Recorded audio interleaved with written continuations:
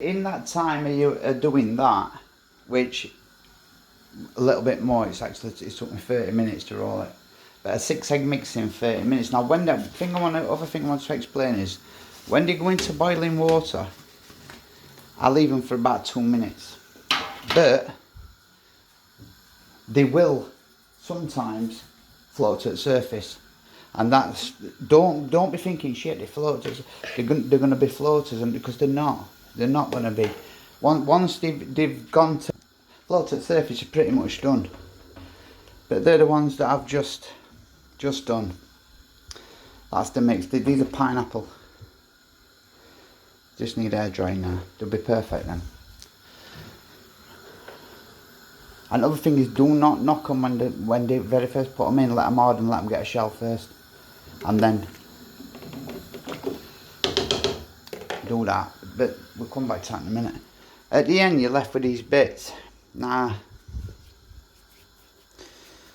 I sometimes save it and take it with me and wrap it around bits, to be honest.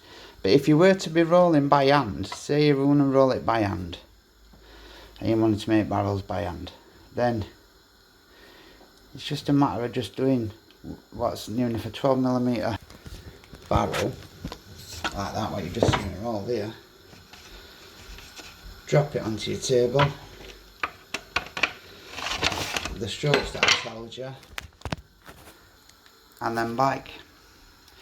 Now the other thing is it ain't that easy to do this, you see. Perfect. But you see how they're floating? Don't be thinking that because they're floating, they're going to float in lake, because they ain't going to float in lake at all. Whenever I first started rolling, absolutely years ago now, probably about 12, 13 years ago now, it's a long time, probably longer than that actually. I thought the amount I chucked away was unbelievable, because they float. But there was nothing online telling me about that they'll come to the surface. So don't be thinking because they're floating that they're no good.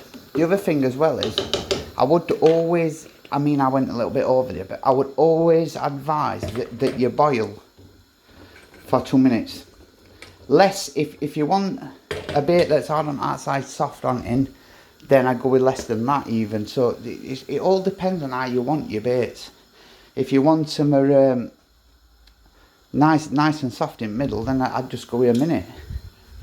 But I like them to be sort of crayfish proof, and they'll resist other things banging them about on bottom, roach and dace and stuff like that. But that's a 6 egg mix in that time. So I hope you got that. And the next one I will give you, this is the one with just the mainline flavours. You're using maize, you're using semolina. If you're using fish meal, ground halibut pellet, then you're using it's something of full value to fish. So don't let anyone be thinking that it's not as much full value as what I'm using in my base mixers, or say mainline will be using theirs, sticky baits in theirs, RG, because it won't be. They'll be using far better stuff. But don't think you've had all men coming in with white coats on and all that bollocks, because they haven't. They've just give it to people to go out and field test it. If anything, if you go with 2ml a mainline flavour and then half the percentage of sweetened, then you've got pretty much an iron pack bait that's it's got a lot of attraction to it, a lot of smell to it. But there's full value still there. You've still got maize in it, you've still got semolina in it, so it's still got good full value to it. Let's not forget that most of Africa and all them countries over there are living on maize meal and soya as a food. So if it can keep them alive, there's full value to it. And so I'm pretty sure the carp will be alright with it, you know, as a food source. But next one I'll give you a far better food value one, so watch out for that one, guys. Bye.